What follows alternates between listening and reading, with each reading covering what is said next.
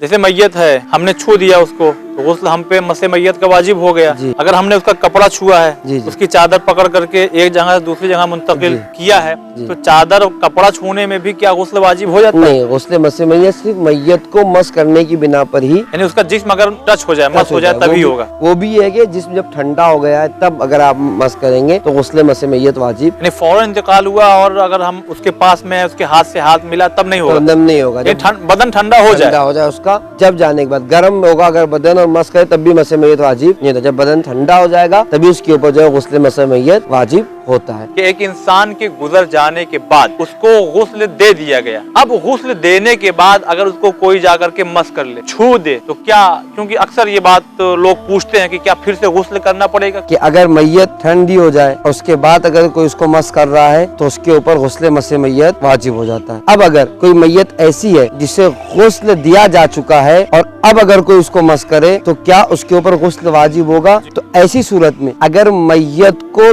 तीनों गुस्ल दिए जा चुके हैं और उसके बाद अगर कोई उसको मस कर रहा है तो उसके ऊपर गुस्ल मसे मैयत वाजिब नहीं है। यानी इसका मतलब अगर तीनों में से दो गुस्ल या एक भी बाकी रह गया है तो फिर वाजिब हो जाएगा? जी बिल्कुल। कभी कभी क्या होता है, हमने भी देखा है ये सब चीजें, यानी जनाजा बिल्कुल तैयार, नमाज जनाजा होने जा रही, तब तक कोई साहब भागे आए, अरे मौलाना साहब ये बताइए कि मैं तो गुस्ल को, ये मैयत को छुआ हुआ हूँ, ये नमाज होने जा रही, तो मैं पढ़ सकता हूँ कि नहीं? जी, नमाज पढ़ी जा सकती है, लेकिन बेहतर ये कम से कम वजू कर ले। मैयत को मस किया हुआ है, गुस्ल मसे मैयत अगर उसके ऊपर वाजिब है तो नमाज मैयत की जहाँ तक बात है, जी जी, दूसरी नमाजों के लिए गुस्ल मसे मैयत जरूरी हो जाएगा। अगर वो ज़ोहरैन और मगरिबैन वगैरह नमाज मैयत की है तो उसे बेहतर ये है कि वजू करके नमाज मैयत जो है वो पढ़ सकता है। मुझ पे गुस्ल मसे मैयत वाजिब हो गया, तो ऐसी हालत में क्या हम मस्जिद में जा सकते हैं, रुक सकते हैं, कोई चीज इधर से उधर कर सकते हैं? क्योंकि जैसे गुस्ल जनाबत में जा ही नहीं सकते हो। गुस्ल जनाबत में वो मसाइल अपनी जगह पे, लेकिन गुस्ल मसे मैयत में तो वो मस्जिद में जा भी सकता है, मस्जिद में ठहर भी सकता है, गुस्ल मसे मैयत की सूरत में अंजाम दे सकता है भी उसने गुस्ल नहीं किया। इसी तरीके से वो कुरान वगैरह भी पढ़ सकता है, छू सकता है, अलबत्ता हरफों को छूने में एहतियात करे तो ज्यादा बेहतर है। तो वाजिब नमाजें वगैरह वो गुस्ल मसे मैयत से पहले नहीं पढ़ सकता, अलबत्ता कुरान पढ़ सकता है, मस्जिद में ठहर सकता है और इस तरीके से जो दूसरे छोटे मोटे उमूर आपको दिखाई देते हैं वो अंजाम दे सकता है। क्या हर मरने वाले पे यानी गुस्ल वाजिब है और हर मरने वाले को गुस्ल दिया जाए? शहीद वो इंसान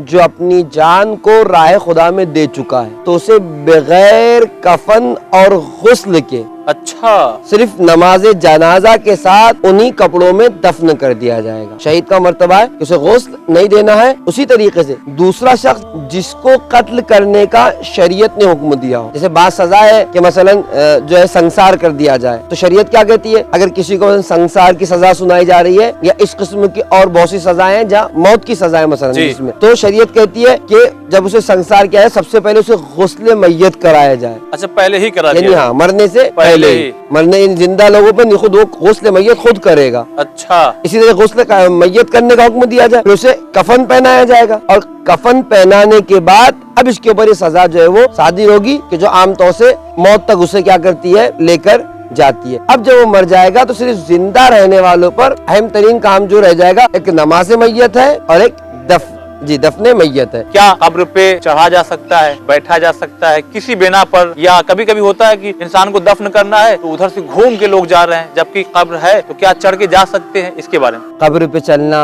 या मसलन कब्रों पे बैठ जाना या इस तरीके के अमाल जो है, जैसे हम लोग इस वक्त बैठे हुए, जी हाँ, मुनासिब है कि नहीं है? देखिए, कब्र पे चलने में और कब्र पे बैठ जाने में कोई दुश्वारी नहीं है, ना ही कोई कभी अमल है, बल्कि रिवायतें तो यहाँ तक कहती है कि अगर कोई, जहाँ तक मुझे मेरा हाफिजा काम कर रहा है, हमारे आपके साथ इमाम मूसा काज़िम अलैहिस्सलाम के जमाने में बात पेश आई थी। अच्छा, तो मौला ने कहा था कि मोमिन की कब्र पे चलना उस मरने वाले के लिए सवाब की ज्यादती का बाइस करार पाता। ओहो, अच्छा, जी हाँ। और अगर यही मोमिन किसी मुनाफिक की कब्र पर चल रहा हो तो उसके अजाब में ज्यादती का बाइस करार पाता है। यानी जो मैयत हो जाती है तो यानी कब्रों पे चढ़ के गुजर सकते हैं? जी, गुजर सकते हैं, बल्कि सवाब बेहतर है उनके लिए। जब अलबत्ता नाम वगैरह लिखा हुआ है तो एहतराम कर लिया, अलग बात है। गलती तो नहीं कहेंगे, मगर ना जानने की बिना पे कभी कभी कुछ ऐसा देखने को आता है कि जब जनाजा तैयार हो गया तो अब वो उसको उठाने की तैयारी है, उस उठाने में जो है वो किन चीजों का ख्याल रखना चाहिए, दाहिने बाएं आगे पीछे कैसे, आखिर यानी चारों तरफ कहाँ देना होता है। तो कुछ लोग आगे दौड़े दौड़े भागे जा रहे हैं, कोई पीछे भागा जा रहा है, कोई बीच में से आ रहा है, यानी क्या एक तरीका क्या बताया गया? जी सुभान अल्लाह। जब रिवायतें हमारे पास जो मौजूद है, हमारे संस्कृत कहते हैं कि जब जनाजे को उठाया जाए, ठीक है, तो कहा जाए बिस्मिल्लाह बिल्लाह सल्लल्लाहु अला मुहम्मदिन व आलिहि तय्यबीन ताहिरीन, कि अल्लाह के नाम से हम शुरू कर रहे हैं उसकी मदद से, और सलवात भेजते हैं मोहम्मद और आले